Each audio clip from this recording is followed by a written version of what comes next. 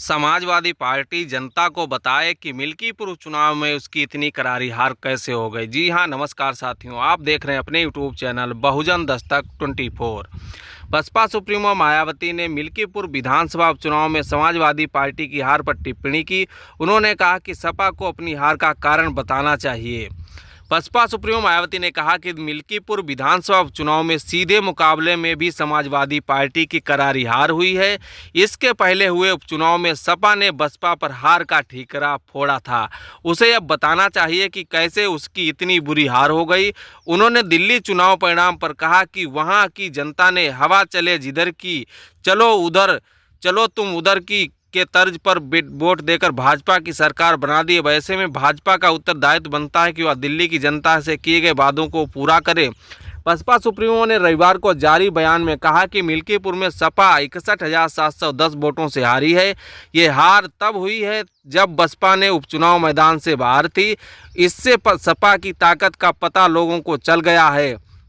उन्होंने कहा कि दिल्ली में करीब 27 वर्षों के लंबे इंतजार के बाद भाजपा सत्ता में वापस लौटी है।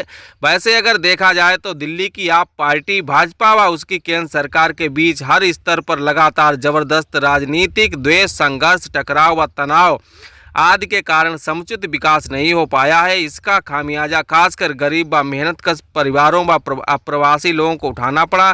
केंद्र सरकार की अब विशेष जिम्मेदारी बनती है कि लोगों से किए गए अनेकों वादों, गारंटियों को पूरा करे।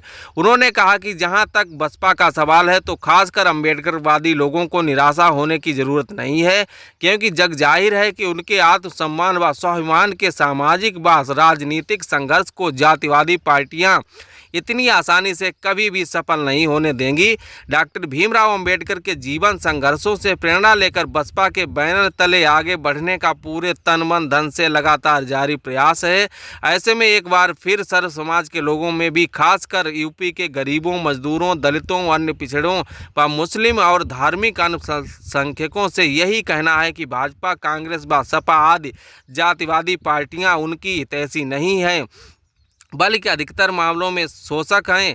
इन सभी लोगों का हित केवल अम्बेडकरवादी बसपा की सरकार में ही निहित सुरक्षित रह सकता है। तो बसपा सुप्रीमो मायावती ने सपा पर